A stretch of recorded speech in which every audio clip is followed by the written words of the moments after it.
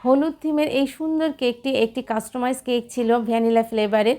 যিনি এই কেকটা অর্ডার করেছিলেন মাত্র একদিন আগে আমাকে কেকের অর্ডারটি কনফার্ম করেছিলেন।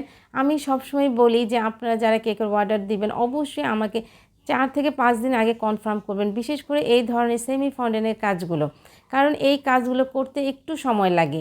আর দেখা যায় যে আমাদের আরও অনেক কেকের অর্ডার থাকে, সেই কাজগুলোও কিন্তু আমাকে করতে হয়।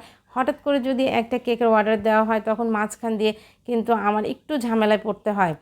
কাস্টমাইজ কেকের এমন অনেক কিছু আছে যা আমাদেরকে বাইরে থেকে কালেক্ট করতে হয়। অনেক সময় আমরা অনলাইন থেকেও কিনে থাকি, তখন দেখা যায় সময় একটু বেশি লাগে, কারণ তারাও কিন্তু ঠিকমতো ডেলিভারি দিতে পারেন না।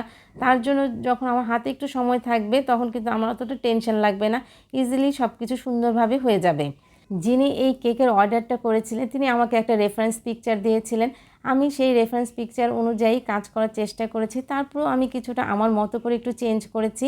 সেখানে স্টার নজেল দিয়ে ছোট ছোট বকুল ফুল করা ছিল উপরে এবং নিচে, অর্থাৎ বর্ডার দেওয়া ছিল। আমি সেটা চেঞ্জ করে এরকম অরেঞ্জ কালারের বর্ডার দিয়েছিলাম একটা ছোট স্টার নজেল দিয়ে। এতে করে দেখতে অনেক বেশি সুন্দর লেগেছিল, কারণ যে টপারগুলো ছিল ফন্ডেনের সেগুলো একটু লাল রঙের ছিল, তার জন্য আমার কাছে মনে হয়েছিল যে একটু বর্ডারটা যদি আমি একটু চেঞ্জ করে দিই তখন দেখতে অনেক বেশি সুন্দর লাগবে। আর এখানে যে সেমি ফন্ডেনের আমি টপারগুলো তৈরি করেছি সব কিছু কিন্তু এডিবেল, সব কিছুই খাওয়া যাবে। এবং এই কাজটা করতে কিন্তু অনেক সময় লেগেছিল। দেখতে মনে হয়েছিল অনেক সিম্পল, খুব একটা বেশি সময় লাগে না, কিন্তু কীভাবে যেন 3-4 ঘন্টা চলে গিয়েছিল আমি বুঝতেই পারিনি।